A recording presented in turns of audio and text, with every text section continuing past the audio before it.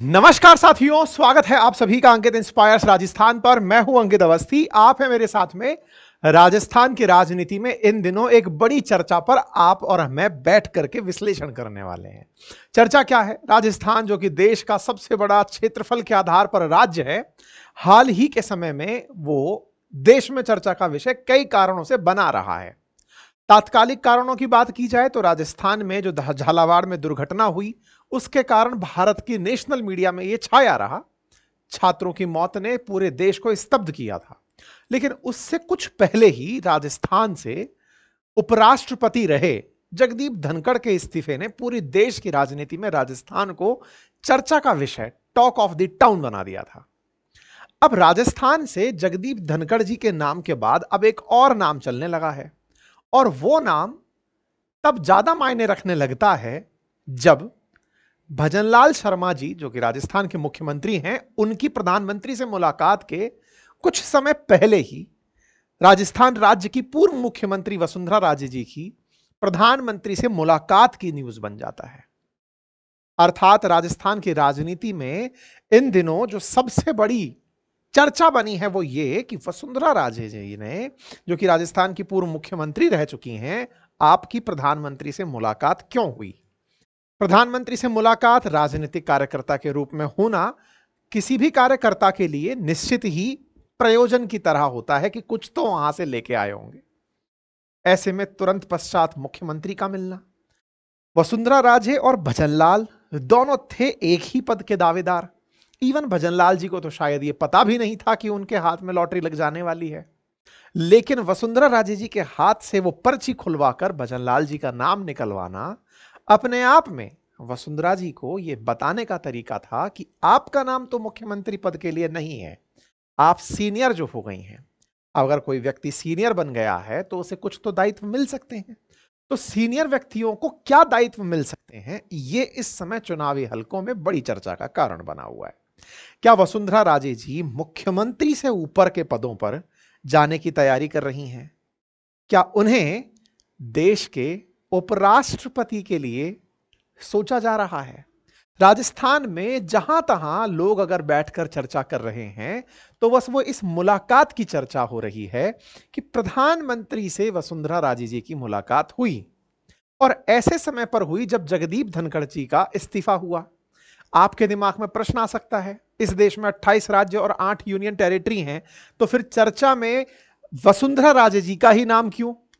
इसके पीछे के बहुत से कारण हैं, और उन बड़े कारणों में यह भी बड़ा कारण है कि राजस्थान में राजे, श्रीमती राजे का जो पहचान है और जो कद है वो किसी से छुपा नहीं है।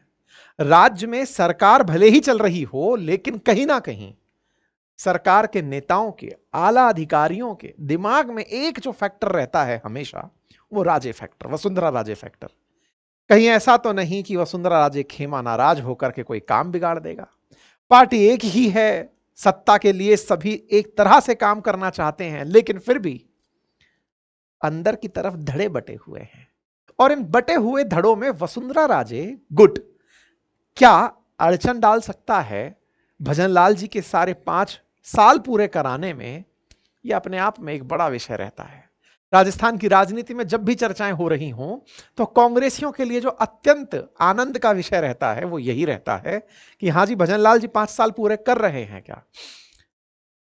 2023 से लेकर आप 2025 के मध्य में है, लगभग 1.5 साल भजनलाल सरकार पूरा कर चुकी है। लेकिन जब भी आप सरकार के किसी भी जानने वाले व्यक्ति से मिलेंगे तो बस चर्चा यही करेंगे, साहब रहने वाले हैं कि जाने वाले हैं? अच्छा, 5 साल पूरे करते दिख रहे हैं क्या? फिर जो उनके विश्वस्त हैं वो ये कहते मिलेंगे 5 तो ये पूरे करेंगे साहब।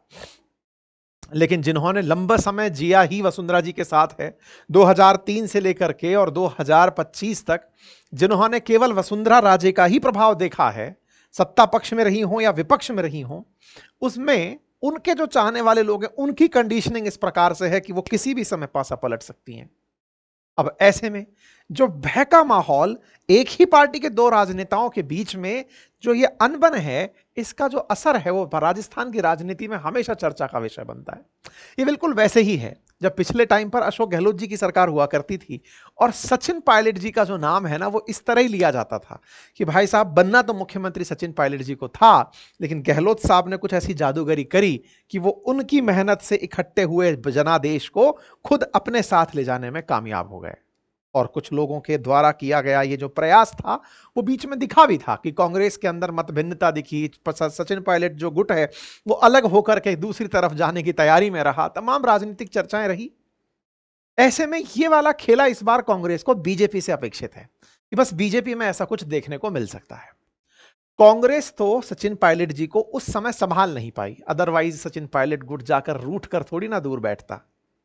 लेकिन बीजेपी से यह अपेक्षा की जाती है कि केंद्रीय नेतृत्व वसुंधरा राजे की नाराजगी को मंच पर नहीं आने देगा, उन्हें वो संभाल ले जाएगा।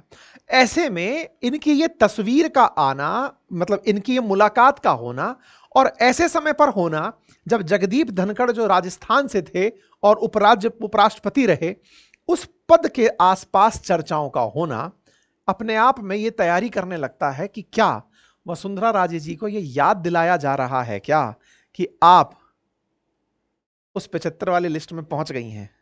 मतलब आपको याद होगा हाल ही के समय में मोहन भागवत जी का राजस्थान नहीं पूरे देश के राजनेताओं के लिए संदेश था कि 75 की उम्र में अगर आई गए हो तो शॉल ओढ़ ही लेना चाहिए। ऐसे में वसुंधरा राजे जी जो कि ऑलरेडी 72 साल में रनिंग है, ऐसे में 72 साल से 75 साल की ज्यादा दूरी नहीं है। भजनलाल सरकार में उनका स्थान अगर अब वो आती भी है मुख्यमंत्री बनकर तो शायद उनके लिए अब पद के विरुद्ध होगा, उनकी जो अब तक बनी हुई इमेज है उसके विरुद्ध होगा। अगर ऐसा होता है तो राजस्थान से उन्हें और क्या बेहतर मिल सकता है, तो उसमें कहीं ना कहीं जो गणित बैठती दिखती है वो यही कि आपको वाइस प्रेसिडेंट नॉमिनेट कर दिया जाए। अब सवाल बनता है वाइस प्रेसिडेंट नॉमिनेट कर दिया जाए मतलब क्या है, वाइस प्रेसिडेंट के लिए आप कैसे उपयुक्त हो सकती हैं और क्यों आपको चर्चा में शामिल किया जा रहा है।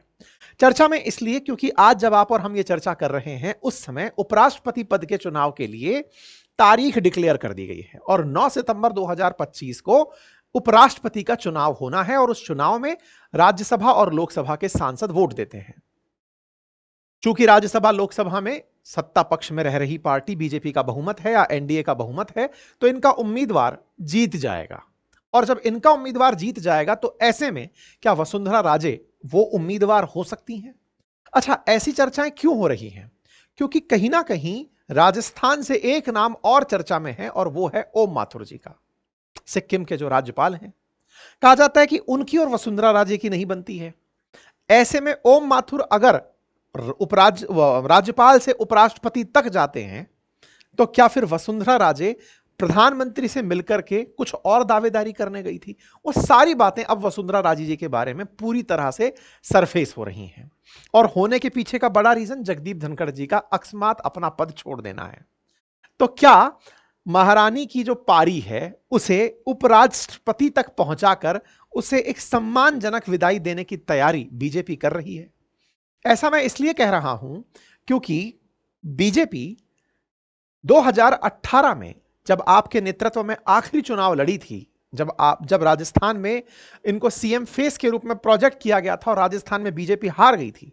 हालांकि 6 महीने बाद ही केंद्र के अंदर बीजेपी अपनी सरकार बनाने में कामयाब रही, लेकिन उस समय पर, जिसको मोदी लहर कहा जाता है, उस समय पर राजस्थान में जब बीजेपी हारी थी तब केंद्रीय नेतृत्व को वसुंधरा राजे जी से थोड़ा मनमुटाव हुआ था। और वो मनमुटाव इस बात का था कि आपने अपनी इतनी चलाई कि आपने अपने ही चहेतों को टिकट दिलवाया और टिकट वितरण में हुई जो दिक्कत थी उसके चलते इंडिपेंडेंट जो बागी लोग हुए वो चुनाव जीत गए थे और बागियों ने ही कहीं ना कहीं सरकार बनाने में बीजेपी को, या फिर मतलब सरकार से दूर रखा बीजेपी को।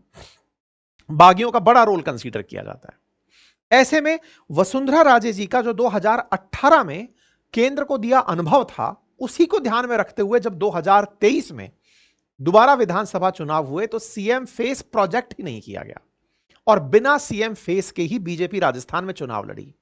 और जब चुनाव के बाद में जब पार्टी जीत कर आई, उस समय मंच पर बिठाकर यह दृश्य तो मतलब दुनिया भर की राजनीति में चर्चा का हमेशा विषय रहेगा, जब राजनाथ सिंह जी ने आपको एक पर्ची पकड़ाई और उस पर्ची में भजनलाल जी का नाम दिया और उस नाम को वसुंधरा राजे जी से ही पढ़वाया गया और जब वो नाम पढ़ा तो वसुंधरा राजे जी का जो फेस इंप्रेशन है वो मीडिया की प्रमुख बाइट्स में से, मतलब कभी ये तस्वीरें अपने आप में सबसे ज्यादा आइकॉनिक तस्वीरों में काउंट की जाएंगी कि ये क्या था, मतलब जो फेस का हाव भाव है कि ये क्या था वाली फीलिंग थी। तो ऐसे में वसुंधरा राजे जी ने 2023 में कहीं ना कहीं उस मुख्यमंत्री पद तक जो उनकी अब तक रीच थी, या कहिए कि मुख्यमंत्री के लिए 2003 से 2008, फिर उसके बाद 8 से 13 के बीच में अशोक गहलोत जी, फिर 13 से 18 के बीच में वसुंधरा राजे जी, फिर 18 से 23 के बीच में अशोक गहलोत जी। ये जो वसुंधरा जी और अशोक जी का बीच में चला आ रहा था क्रम, एक बार एक, बीजेपी कहीं ना कहीं केंद्रीय नेतृत्व में इस बात से खफा थी। और रीजन था कि राजस्थान के पड़ोसी राज्य गुजरात और मध्य प्रदेश में बीजेपी लगातार सेम चेहरा या सॉरी सेम पार्टी जो है वो कंटिन्यू हो रही थी। लेकिन यहां पर पहले आप फिर आप फिर आप फिर आप 1-2 करके जो सरकार चली आ रही थी, बीजेपी की मंशा थी कि राजस्थान में भी गुजरात की तरह और मध्य प्रदेश की तरह एक ही पार्टी सत्ता में लंबे समय तक रहे, ऐसी स्थिति पैदा ही ना हो कि यहां से इन्हें हटाया जाए, बीजेपी का राजस्थान से हटाई जाए, ऐसा हो नहीं। इसी वजह से भजनलाल जी के बारे में एक शब्द बहुत ज्यादा यूज किया जाता है और वो यही है कि कहीं ऐसा ना हो कि वसुंधरा राजे जी को अभी के लिए मुख्यमंत्री से दूर रखा जा रहा हो, लेकिन भजनलाल जी जब अपने 5वें साल में हो या 4 साल कंप्लीट करने वाले हों तब उन्हें पद से हटा दिया जाए। यानी कि 5 साल पूरा नहीं कर पाएंगे भजनलाल, ऐसा बीजेपी के हलकों में गुजरात और मध्य प्रदेश के अनुभवों से डिराइव किया जाता है। गुजरात के अंदर मुख्यमंत्रियों के चेहरे बदलते रहना और उनका आना और जाना कोई बड़ी खबर नहीं बनाता है।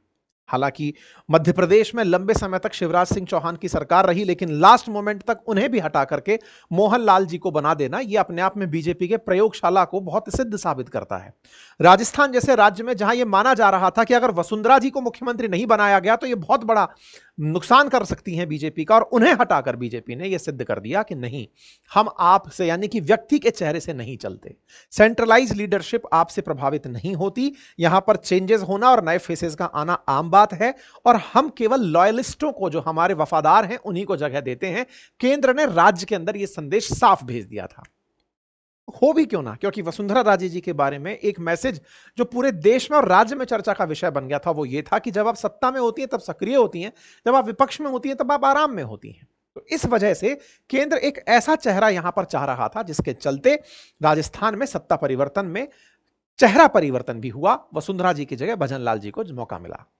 अब लेकिन जैसे ही ये सारा घटनाक्रम चलता रहा और अब वसुंधरा जी की जो मुलाकात प्रधानमंत्री मोदी से हुई और उसके बाद में भजनलाल जी की जो मुलाकात हुई, भजनलाल जी भी उसी समय पर लगभग प्रधानमंत्री से मिलकर आए, और ये सब उस समय पर हो रहा था जब राजस्थान के अंदर जो उपराज्यपाल रहे थे, उपराष्ट्रपति जो राजस्थान से रहे जगदीप धनखड़ थे, उनका इस्तीफा हुआ था। तो ऐसे में वसुंधरा के जो समर्थक हैं उनके अंदर ये उम्मीद जगने लगी कि कहीं ना कहीं वसुंधरा राजे हमारे लिए कुछ मांगने गई है, जैसे कैबिनेट का विस्तार हो सकता है, वसुंधरा राजे के समर्थकों को कैबिनेट विस्तार में पद मिल जाए, जिला स्तरीय पदों में उनकी नियुक्ति मिल जाए, या फिर वसुंधरा जी को प्रदेश की कार्यकारिणी से केंद्र के अंदर कुछ ऐसा पद मिल जाए जिससे उनके जो समर्थक 20 साल से उनके पीछे खड़े रहे उन्हें कहीं सम्मानजनक किनारा मिल जाए। क्योंकि वसुंधरा जी के साथ में बहुत से विधायकों ने, बहुत से राजनेताओं ने अपना भविष्य देखा है। ऐसे में जब वसुंधरा जी पावर में होंगी तो उनके चहेते या फिर उनके जो वेल विशर्स हैं उन्हें कुछ मिल पाएगा, बस यही राजनीति है। तो ऐसे में वसुंधरा जी की इस तस्वीर से राजस्थान में बहुत से राजनेताओं के अंदर एक उम्मीद की किरण फिर से जिंदा हुई कि वसुंधरा जी को क्या मिल सकता है। तो क्या उन्हें बीजेपी जो अभी तक अपना अध्यक्ष फाइनल नहीं कर पाई है केंद्र में, तो क्या उन्हें अध्यक्ष पद के लिए ले जाया जा सकता है। हालांकि यह नाम अब पुराना हो चुका है, अध्यक्ष पद से उनका नाम अब किनारा कर लिया गया है। माना जा रहा है कि अगर ये अध्यक्ष पद पर हुई तो फिर से मतलब बीजेपी के लिए एक बड़ी मुसीबत बन सकती है, इसलिए उन्हें अब बीजेपी के अध्यक्ष तक तो नहीं लेकर जाएंगे। तो बोले फिर क्या हो सकता है साहब, तो बोले ऐसे पद पर इन्हें दे दिया जाए जिसके बाद में फिर ये मुख्यमंत्री, वही वाली बात है ना, आप उपराष्ट्रपति किसी को बना दो, जैसे प्रिंसिपल किसी को बना दिया तो फिर आप ये नहीं चाहेंगे कि प्रिंसिपल आकर के फिर टीचर बनना चाहेगा, तो आपने उठा करके उनको, जैसे ना ये रिटायरमेंट के पद हैं, उपराज्यपाल, राज्यपाल, उपराष्ट्रपति, राष्ट्रपति, तो ऐसे किसी पद पर वसुंधरा जी को पहुंचाकर, चूंकि आप 72 साल से ऊपर की उम्र में जा चुकी हैं, 75 साल बीजेपी अपना एक स्टैंडर्ड सेट करना चाहती है, तो ऐसे में कहीं आपको राज्यपाल, उपराष्ट्रपति बनाकर या कहीं का राज्यपाल बना करके आपको अच्छा एक सम्मानजनक रिटायरमेंट दे दिया जाए, इस बात की भी उम्मीदें लगाई जा रही हैं। भजनलाल जी ने दिल्ली जाकर के प्रधानमंत्री से मुलाकात की, कई और नेताओं से मुलाकात की, शिवराज सिंह चौहान से, वित्त मंत्री जी से मुलाकात की, खट्टर साहब से मुलाकात की। और इन सभी मुलाकातों में यह चर्चा निकल करके आई कि मुख्यमंत्री अगर मुलाकात करने गए हैं प्रधानमंत्री से तो क्या संदेश लेकर आए होंगे। संदेश में आया कि जगदीप धनखड़ जी के अचानक अपने पद से इस्तीफा देने से जाट राजनीति में कुछ परिवर्तन हो सकता है। क्यों? क्योंकि जहां कांग्रेस में, देखिए, यह ऐतिहासिक रूप से रहा है कि जाट, मतलब जब आप पूरा इतिहास उठाकर राजस्थान की राजनीति का देखते हैं तो जाटों का जो पहला नेचुरल इंक्लिनेशन था वो कांग्रेस के साथ था। और जब जब उनका इंक्लिनेशन कांग्रेस के साथ था तो कांग्रेस का फिर से हावी होना कि बीजेपी देखो जाटों के साथ न्याय नहीं करती है, यह संदेश समाज में देना वो शुरू हुआ। कांग्रेस की तरफ से यह मैसेज देना शुरू हुआ कि देख लीजिए बीजेपी फिर से जाटों के साथ धोखा कर दी। धोखे के नाम पर काउंट कराया गया कि 4 पद दिए बीजेपी ने अपने कुल कैबिनेट के अंदर, और उन कैबिनेट में भी 2 प्रमुख पद हैं, उसके अलावा तो 2 राज्य मंत्री ही हैं। तो राज्य मंत्री के नाम पर झावर सिंह खर्रा स्वतंत्र प्रभार और विजय सिंह राज्य मंत्री के दर्जा के साथ बैठे हैं, और कैबिनेट मंत्री के रूप में कन्हैयालाल चौधरी और सुमित गुदारा बैठे हुए हैं। बोले इनका पद वैसे भी कोई चर्चित पद तो है नहीं, इनका राजनीति में कोई जाट राजनीति में खासा प्रभाव है नहीं, तो बोले सेरेमोनियल तरीके से जाटों को बिठा रखा है बीजेपी ने, उनका कोई खास रोल तो इन्होंने दे नहीं रखा। तो बोले ऐसे में जाटों को कैबिनेट में और ज्यादा स्थान देकर के क्या जाटों को खुश करने के लिए तैयारियां चल रही हैं। इस बात को लेकर के भी राजनीतिक धड़ों में चर्चा है, और वो ये है कि बीजेपी ने जब उपराज्यपाल के पद पर, उपराष्ट्रपति के पद पर धनखड़ साहब को बिठाया, उसके बावजूद लोकसभा चुनावों में वो सीटें हारी जहां पर जाट बहुतायत में थे। इसका मतलब उनका उपराष्ट्रपति होते हुए भी अगर जाट सीटें ना निकाल पाना हुआ तो इससे जाट नाराज हुए या जाट खुश हुए पता ही नहीं चला। तो जब वो थे तब सीटें नहीं निकलवा पाए, जब वो चले गए तो कौन सा अब चलती सरकार गिरा देंगे। तो बोले ऐसे में हो सकता है कि इस सरकार के अंदर जब परिवर्तन हो, कैबिनेट का विस्तार हो, तो जाटों को कुछ खास इंपॉर्टेंस ना दी जाए। इन सभी अटकलों के बीच में प्रधानमंत्री से भजनलाल जी की मुलाकात और वसुंधरा जी की मुलाकात ने राज्य को कुछ संदेश देने का प्रयास किया, और उन संदेशों में पहला संदेश यही कि वसुंधरा जी के बारे में हो सकता है केंद्रीय नेतृत्व कुछ सोच रहा है, क्योंकि कहा जा रहा है कि वसुंधरा जी लंबे समय से प्रधानमंत्री से मुलाकात का समय मांग रही थी, परिणाम स्वरूप यह मुलाकात हुई। वहीं मुख्यमंत्री का प्रधानमंत्री से मिलकर आना और तस्वीरों का बाहर आना संदेश यह देता है कि कहीं ना कहीं राजस्थान में फिर से कुछ परिवर्तन कैबिनेट के स्तर पर होंगे, तो उनकी परमिशन केंद्र से आती हैं, और केंद्र से आई हुई परमिशन को, क्योंकि केंद्र राज्य को यह संदेश देना चाहता है कि भले ही यहां पर भजनलाल जी बैठे हों लेकिन सत्ता अभी भी दिल्ली से चल रही है। यही कहकर मोदी जी ने कहा था कि आप असल में वोट मुझे ही दे रहे हैं। उनका संदेश यही था कि आप मेरे नाम पर वोट दे रहे हैं तो मैं राज्य की राजनीति में पूरा इंटरफेरेंस रखूंगा, और वो इसी चलते भजनलाल जी को बगल में बिठा करके यही कहीं ना कहीं मैसेज बार बार दे रहे होते हैं। तो अब यह संदेश तो आ गया। अब इस संदेश के चलते क्या भजनलाल जी की कुर्सी संकट में आ गई? मतलब एक तीसरा जो गणित है कि साहब वसुंधरा जी मिली हैं, भजनलाल जी मिली है, कहीं ऐसा तो नहीं है कि भजनलाल जी को हटाकर वसुंधरा जी को बिठाया जाए? नहीं नहीं, केंद्र इस तैयारी में बिल्कुल भी नहीं है। हां, बीजेपी के अंदर केंद्रीय अध्यक्ष पद पर भी वसुंधरा जी की कोई खास चर्चा नहीं है। उपराज्यपाल के इर्द गिर्द इन चर्चाओं को आप थोड़ा स्थान दे सकते हैं, क्योंकि कहीं ना कहीं वसुंधरा जी इस समय कुछ तो डिजर्व करती हैं, जो इतना समय उन्होंने बीजेपी के लिए दिया, पार्टी के लिए दिया, और साथ ही साथ जिस तरह से जाट राजनीति में भी उनका इंटरफेरेंस रहा, क्योंकि आप राजपूत बेटी थी और जाटों की बहू थी और गुजरों की समझन थी। तो ऐसे में अगर आपको कुछ सम्मानजनक पद मिलता है तो राजस्थान में जो उनके समर्थक हैं उन्हें और साथ ही साथ जाटों को साधने में मदद मिल सकती है। तो ऐसे में इस सियासी जो उठापटक है, इस चर्चा को हमने आपके सामने चल रही हलकों की चर्चाओं के साथ साझा करने का प्रयास किया। तो उम्मीद है कि आप सब भी कहीं ना कहीं इसमें कोई ना कोई रिलेवेंस अगर ढूंढते हैं तो कमेंट बॉक्स में अवश्य बताएं कि राजस्थान की राजनीति में ऐसा क्या अपेक्षित लगता है कि क्या वसुंधरा राजे उपराष्ट्रपति हो सकती हैं? क्या वसुंधरा राजे को केंद्र के अंदर बीजेपी अपना अध्यक्ष बना सकती है, या फिर यह महज अपने कार्यकर्ताओं में विश्वास बहाली का वसुंधरा राजे जी का प्रयास था? आपको क्या लगता है जरूर बताइएगा। अंकित इंस्पायर्स राजस्थान पर बने रहने के लिए धन्यवाद। चैनल पर नए हैं तो सब्सक्राइब कर लीजिए। जल्दी आपको यहां पर बहुत सारी विश्लेषणात्मक खबरें राजनीति, राज्य के विकास और यहां के इतिहास से जुड़ी हुई मिलने वाली हैं। बहुत बहुत धन्यवाद।